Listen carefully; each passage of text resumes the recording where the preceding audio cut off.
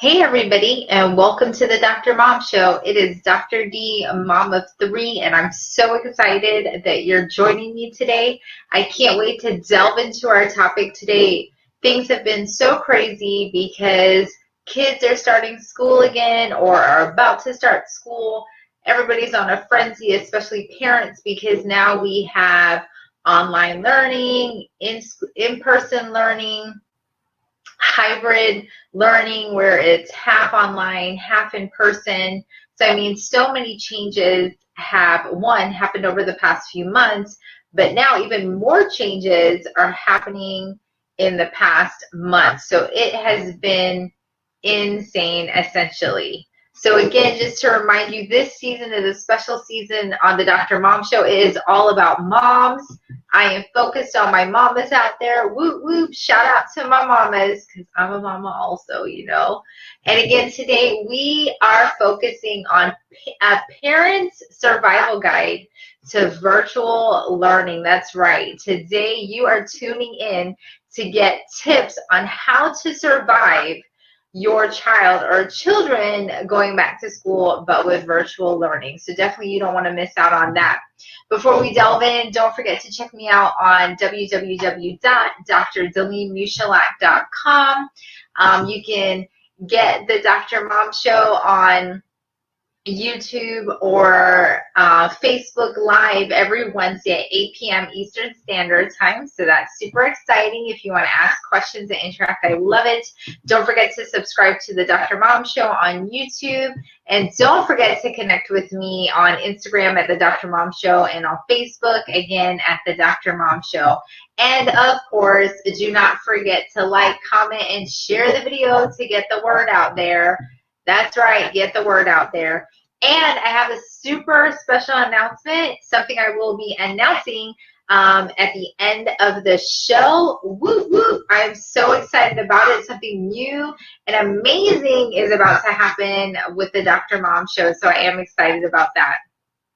So let's delve into our show today. Again, the Dr. Mom Show Parent Survival Guide to Virtual Learning. And today, ladies and gentlemen, you will be getting 4 tips on how to survive this transition that is totally different. So we're going to jump right into this. So number 1, be prepared. Now, if your child has already started school, it's okay. Don't get in a tizzy. We're kind of past that point of being prepared, but it's okay. You can always get prepared. But if your child hasn't, some school districts start in August. Some start after Labor Day, so some people still have some time. Some people are starting next week. So everybody's in a different transition. Be prepared, number 1. So definitely, if you haven't received information from your school, or if you have and you haven't reviewed it yet, please, please, please review it. Because some schools either just have one option that it's online or in person. Some schools have multiple options that you can choose to do online or in person or hybrid. Again, it just depends on your school system. So definitely either reach out to them if you haven't received any information, or read the information that you have received so you can be prepared, so you can make the decisions that you need to make, so you can get all the equipment that you need to get for your child to set them up for success. That's right, ladies and gentlemen. Even though this system is changing and most kids will be learning in a way that they have never learned in before, our goal here is to continue to see our children succeed and equip them the best we can so they can be successful. You hear me? So it's our responsibility and job as parents to equip our children to be as successful as possible. So please be prepared, review that information. If you have any questions, reach out to your school district, the principal. There's always contact information on there. So read that information, get all the equipment you need, get set up, do a trial run to see how it's going. Of course, the first few weeks will probably be a little rocky. You have to remember too, do not get frustrated at the school systems or the teachers, because this is new to everybody. So please try not to get frustrated or angry at anyone, because we are all in the same boat that this is something new. So again, be prepared. Number two, have a plan. So again, this is very difficult. If you missed the Dr. Mom Show last week, definitely tune into that and listen to that, because I talked about how not to be stressed and literally have a mental breakdown during this pandemic and not having a panic attack during back to school.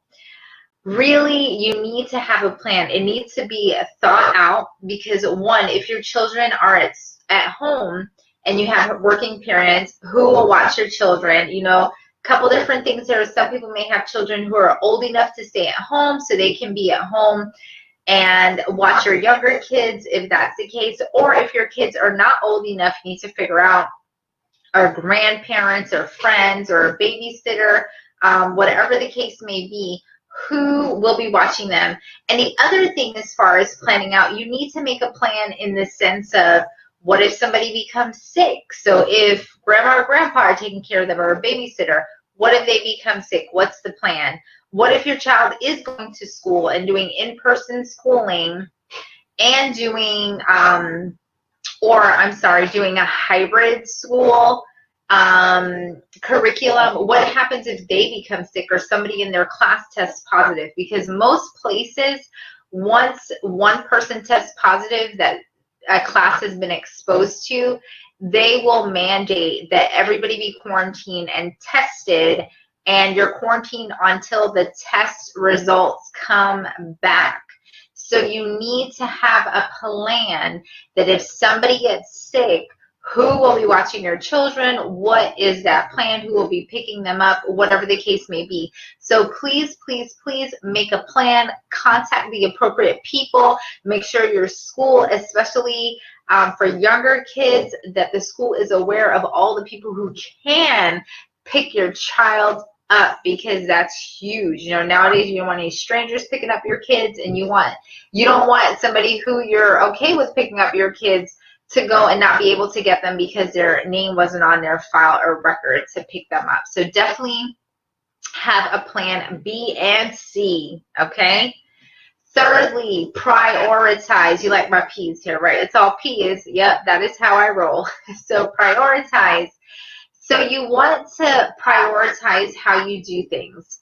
So one, you will hear me say again and again, routine, routine, routine.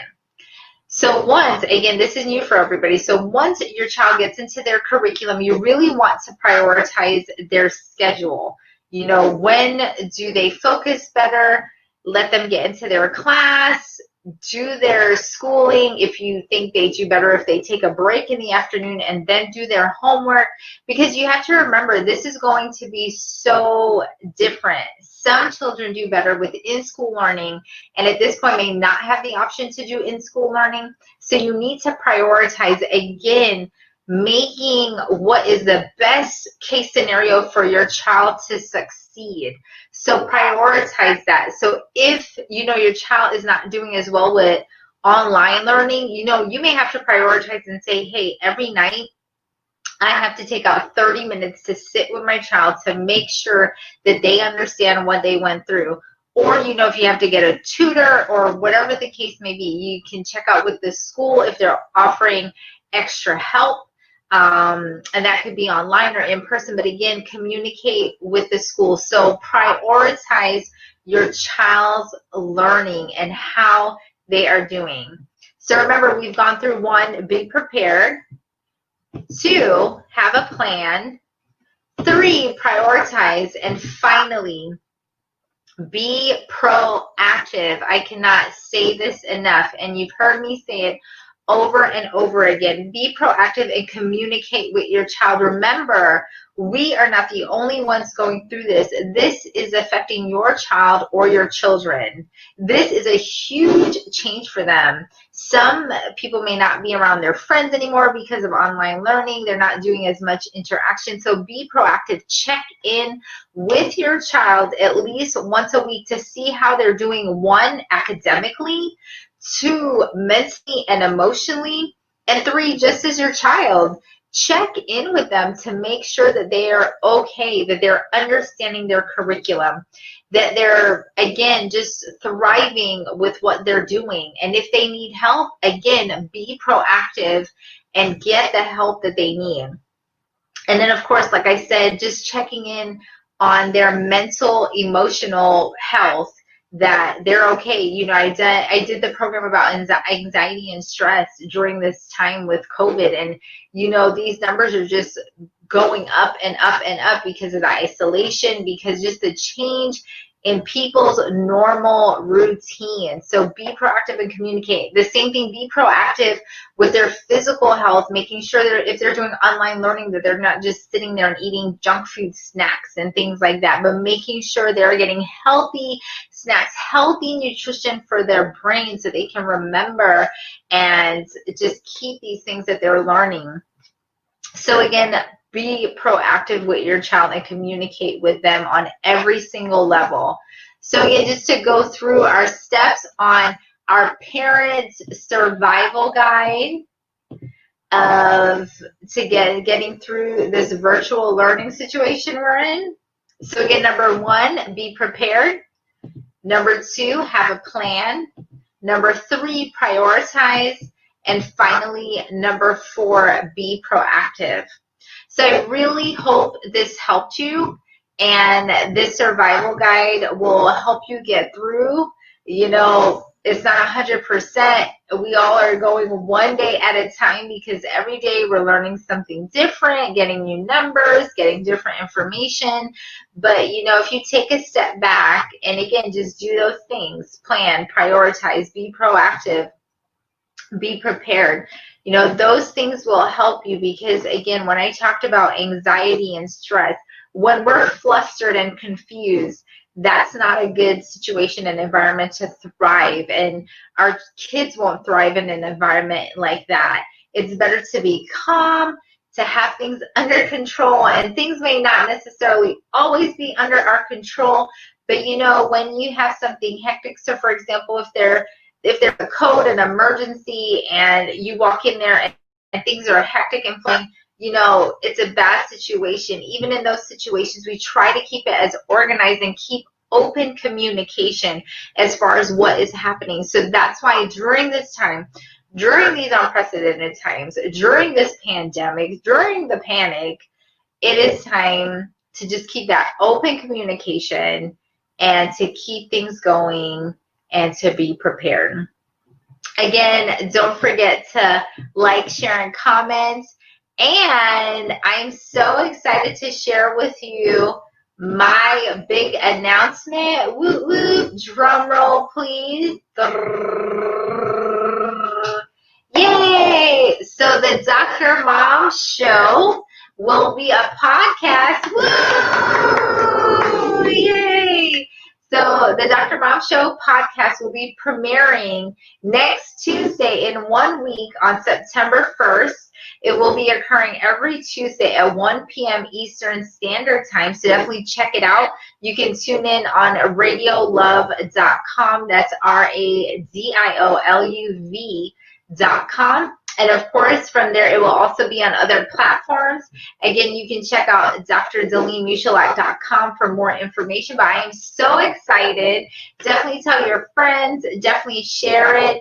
Woo woo. Super, super excited. Love helping other people. Love sharing the information that I know. Of course, again, if you guys have any topics that you want me to cover, any comments, any questions, feel free to post that. And of course, don't forget again to share the video. And finally, don't forget to wash your hands, kiss your kids, love your family, and say your prayers good night. I love you guys. Have a great night. Bye-bye.